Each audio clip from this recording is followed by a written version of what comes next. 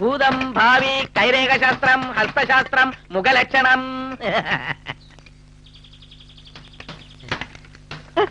കൈ നോക്കി കാര്യങ്ങൾ സിനിമ സ്ക്രീനിൽ കാണും പോലെ ക്ലിയർ ആയിട്ട് പറയും.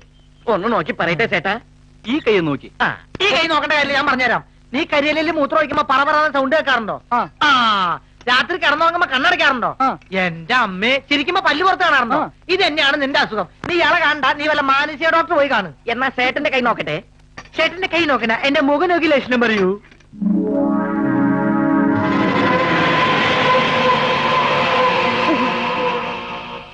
മുഖം കരിങ്കുറുങ്ങന്റെ മാതിരി കറുപ്പാണെങ്കിലും ചേട്ടന്റെ മനസ്സ് വെള്ളയാണ്.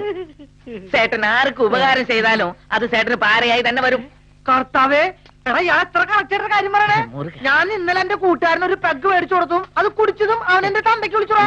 അതിപ്പോ വാങ്ങിച്ചു കൊടുക്കണമെന്നില്ല. നിന്നെ കണ്ട ആർക്കായാലും തന്തയ്ക്ക് വിളിക്കാൻ തോന്നും. ബാസ്റ്റഡ്. ഞാൻ കുത്തു വെച്ചു കേട്ടോ. ചേട്ടേ, ഇനി എന്റെ കൈ ഒന്ന് നോക്കിയേ.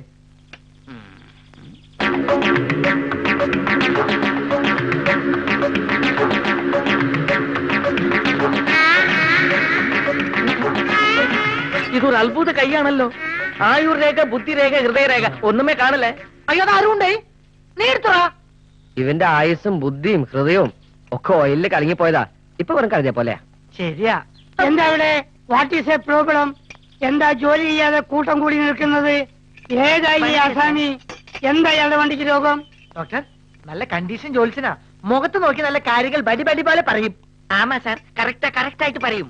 ആഹാ, എന്നാൽ എന്റെ മുഖത്ത് നോക്കി പറ. ഒഴിഞ്ഞു കിടക്കുന്ന എന്റെ വീടിന് കൃത്യമായിട്ട് വാടക തരുന്ന ഒരു കണ്ടീഷൻ പാർട്ടിയെ കിട്ടോ? ഏത് ഡീസൻ പാർട്ടി?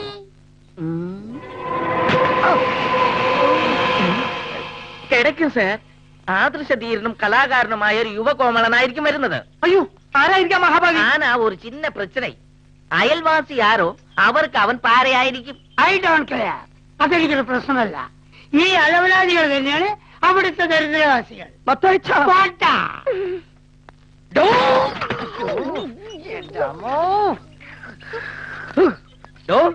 ഒരു കുടുംബത്തിലെ ഭാര്യ ഭർത്തക്കന്മാരെ പോലെ ജീവിക്കുന്ന ഞങ്ങളെ തമ്മിൽ അടിപ്പിക്കാനാണോ പരിപാടി? ഒരു കാര്യം പറഞ്ഞേക്കാം, സമയം എടുക്കരുത്. പോയ സാറ് ரொம்ப കോപക്കാരനാണേലും മുഖത്ത് രാജയോഗം ഉണ്ട്. വെറുതെ. ആനയും അമ്പാരിയും ഉള്ള ഒരു പെണ്ണ് വന്ന് കേറും. അപ്പൊ അതുമല്ല, ആനപ്പാപ്പന്റെ മോളായിരിക്കും. ആമാ സാർ.